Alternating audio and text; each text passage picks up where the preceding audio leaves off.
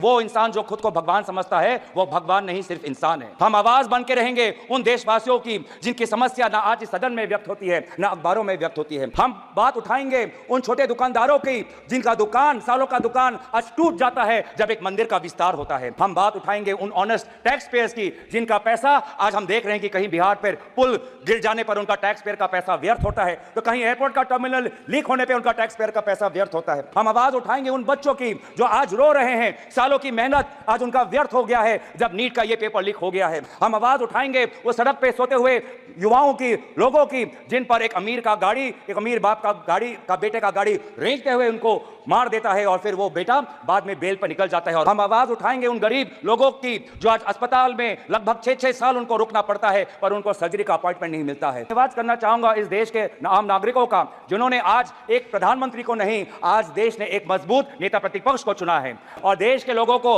आपके जरिए ये मैं संदेश देना चाहता हूं कि आपके होते हुए हम ये संघर्ष जारी रखेंगे। लोकतंत्र को बचाने का संघर्ष, संविधान को बचाने का संघर्ष, पिछले दलित वंचित अल्पसंख्यकों का संवैधानिक अधिकार बनाने का जो संकल्प हमने लिया है, हमने ये मुहिम छेड़ी है, ये मुहिम पे हम ये चढ़ते जाएंगे। इस असम में हो रही बाढ़ पर है और मैं आशा करूंगा कि यहाँ की सरकार अपनी चिंता व्यक्त करे और असम में अभी तुरंत आज ही एनडीआरएफ की एक टीम भेजे और जल शक्ति के मंत्री भी वहां पे जाए, क्योंकि जिस प्रकार से एम्बैंकमेंट चारों तरफ टूट रहे हैं, पानी जिस तरफ से बढ़ रहा है, बहुत ही एक खतरनाक एक वातावरण वहां पे है। आप भी बिहार और यूपी में देखते हैं कि कितना बाढ़ के और कटाव से लोगों को कितनी परेशानी होती है। और इसीलिए मैं चाहता हूं कि यहाँ की सरकार असम में होती हुई बाढ़ के प्रति अपनी चिंता व्यक्त करते हुए आज ही एक एनडीआरएफ की टीम भेजे और जल शक्ति मंत्री तुरंत वहाँ पर जाए। मैं शुरुआत में भाजपा के सांसदों और हमारे इंडिया अलायंस के सांसदों और सभी सांसदों को मैं विशेष रूप से अपनी तरफ से शुभकामनाएं देता चाहूँगा कि वो इस चुनाव में जीत के आएँ। और विशेष रूप से मैं भाजपा के सांसदों को मैं शुभकामनाएं देना चाहता हूँ क्योंकि आज इस चुनाव में उनको बहुत कठिनाई का सामना करना पड़ा। इससे पहले दो चुनाव हुए, 2024 का चुनाव, 2019 का चुनाव, उन दोनों चुनावों में उन्होंने सिर्फ नरेंद्र मोदी जी के नाम पर वो सत्ता में आए और इस सदन के अंदर आए, लेकिन इस चुनाव में उन्होंने खुद अनुभव किया होगा कि इस बार वोट उनको प्रधानमंत्री नरेंद्र मोदी जी के नाम पर नहीं, अगर आए हैं तो आपके काम और आपके परिश्रम पर आए हैं। आपसे भी कई सांसद ऐसे आए हैं जो घिस के आए हैं, 30,000 वोट से आए हैं, 5,000 वोट से आए हैं। आप अपने बल पे आए हैं, किसी प्रधानमंत्री के नाम पर नहीं, आप अपने बल पे आए हैं। और इसीलिए मैं आपको शुभकामनाएं मैं देना चाहूंगा और याद दिलाना चाहूंगा कि भारत की आवाम इस वोट से यह कहना चाहती है कि वो इंसान जो खुद को भगवान समझता है वो भगवान नहीं सिर्फ इंसान है। यह संदेश आज देश के जनादेश में हमें दिखाई देता है और मैं धन्यवाद करना चाहूंगा इस देश के आम नागरिकों का जिन्होंने आज एक प्रधानमंत्री को नहीं, आज देश ने एक मजबूत नेता प्रतिपक्ष को चुना है। आज देश ने एक सत्ता को नहीं, आज देश ने एक मजबूत विपक्ष को चुना है। और इसीलिए मैं देश के लोगों का आभार प्रकट करता हूं और देश के लोगों को आपके जरिए ये मैं संदेश देना चाहता हूं कि आपके होते हुए हम ये संघर्ष जारी रखेंगे। लोकतंत्र को बचाने का संघर्ष, संविधान को बचाने का संघर्ष, पिछले दलित वंचित अल्पसंख्यकों का संवैधानिक अधिकार बनाने का जो संकल्प हमने लिया है, हमने ये मुहिम छेड़ी है, ये मुहिम पे हम ये चढ़ते जाएंगे, इस रास्ते पे हम चलते जाएंगे। हम आवाज बन के रहेंगे उन देशवासियों की जिनकी समस्या ना आज इस सदन में व्यक्त होती है ना अखबारों में व्यक्त होती है। हम आवाज उठाएंगे उन गरीब लोगों की जो आज अस्पताल में लगभग 6-6 साल उनको रुकना पड़ता है पर उनको सर्जरी का अपॉइंटमेंट नहीं मिलता है। हम आवाज उठाएंगे वो सड़क पे सोते हुए युवाओं की, लोगों की जिन पर एक अमीर का गाड़ी, एक अमीर बाप का गाड़ी का बेटे का गाड़ी रेंगते हुए उनको मार देता है और फिर वो बेटा बाद में बेल पर निकल जाता है। और उन जो लोग जो सड़क पे सोते हैं आज उनके बारे में कोई नहीं सोचता। हम बात उठाएंगे उन छोटे दुकानदारों की जिनका दुकान, सालों का दुकान आज टूट जाता है जब एक मंदिर का विस्तार होता है। हम बात उठाएंगे उन बेरोजगार युवाओं की जो आज वीजा भटक के संघर्ष में आज वो कभी पनामा के रूट से अमेरिका में जाते हैं, कभी कनाडा जाते हैं, कभी यूरोप जाते हैं, कभी मिडिल ईस्ट जाते हैं। आज यूपी, हरियाणा, पंजाब, गुजरात का युवा आज उसको देश के अंदर नहीं, अगर रोजगार मिलता है तो विदेश में मिलता है। हम उनकी आवाज उठाएंगे। हम आवाज उठाएंगे उन बच्चों की जो आज रो रहे हैं, सालों की मेहनत आज उनका व्यर्थ हो गया है जब नीट का ये पेपर लीक हो गया है। हम बात उठाएंगे उन जवानों की जो आज जम्मू में जिनकी आज शहादत हुई है। हम बात उठाएंगे उन ऑनेस्ट टैक्स पेयर्स की जिनका पैसा आज हम देख रहे हैं कि कहीं बिहार पर पुल गिर जाने पर उनका टैक्स पेयर का पैसा व्यर्थ होता है, तो कहीं एयरपोर्ट का टर्मिनल लीक होने पर उनका टैक्स पेयर का पैसा व्यर्थ होता है।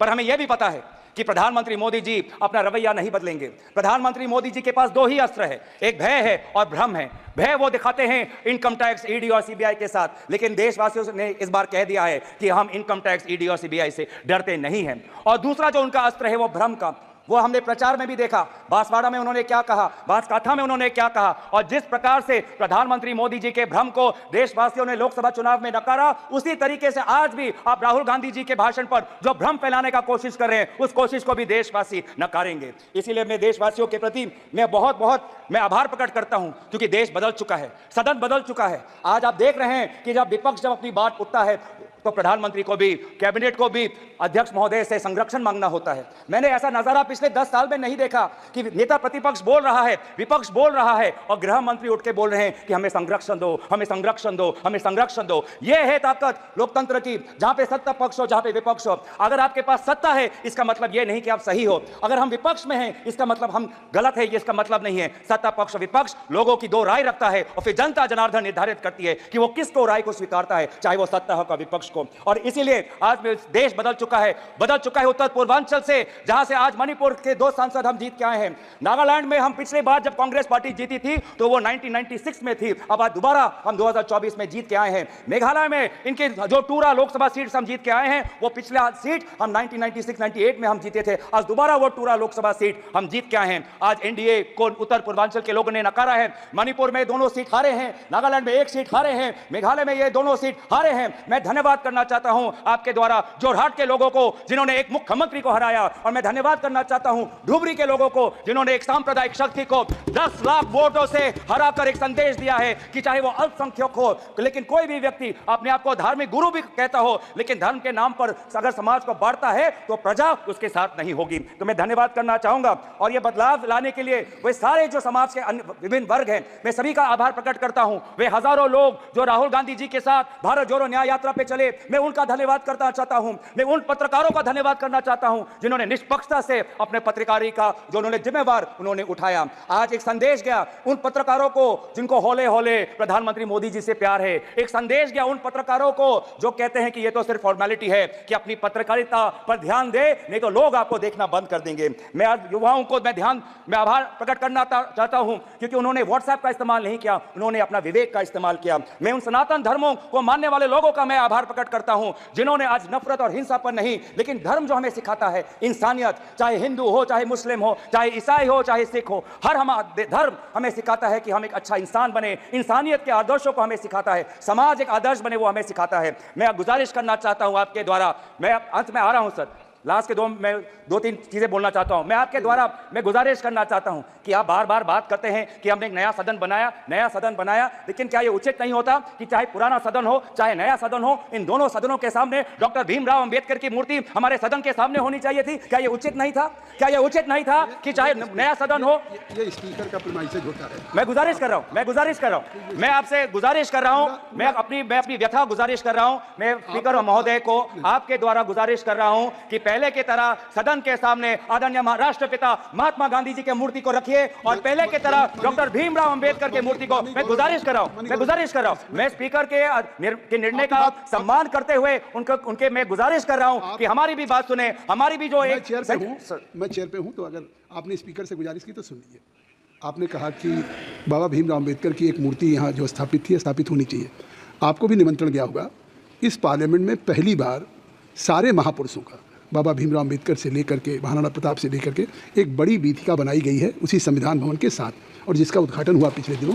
शायद आप जाएंगे तो आपको लगेगा कि एक पार्लियामेंट के अंदर एक ऐसी चीज़ हो गई कि कोई भी बाहर का डेलीगेशंस या हमारे खुद मेंबर पार्लियामेंट या बाहर के लोग आएंगे तो उनको इस संविधान भवन, इस पार्लियामेंट के साथ साथ अपने देश के महापुरुषों को एक साथ सारी प्रतिमाओं को ढंग से रख करके पार्क बनाया गया। धन्यवाद। अध्यक्ष सभापति महोदय, मैं बस गुजारिश कर रहा हूं, आप हमारी भी बात रखने, आप सुनिए कि सदन के सामने अगर प्रेरणा स्थल बनाना भी हो तो सदन के सामने जहां पे उनका स्थान है, जहां पे उनके इतने सालों से जब डॉक्टर भीमराव अंबेडकर के मूर्ति को स्थापन करने के लिए एक पूरे देश में एक आंदोलन हुआ था, उस स्थान को एक वजह से चुना गया था कि वो सदन के सामने हो। क्या ये उचित नहीं है? क्या ये हमारे गरिमा के अनुसार नहीं होना चाहिए कि सदन के सामने जिस हमारे भारतीय संविधान के निर्माता डॉक्टर भीमराव अंबेडकर और महात्मा गांधी जी हमारे सदन के सामने हो? तो मैं दोबारा आपसे गुजारिश करता हूं, हाथ जोड़ के मैं विनम्र आपसे अनुरोध करता हूं कि आप ये दोनों महापुरुषों के मूर्तियों को आप सदन में रखें, और अंत में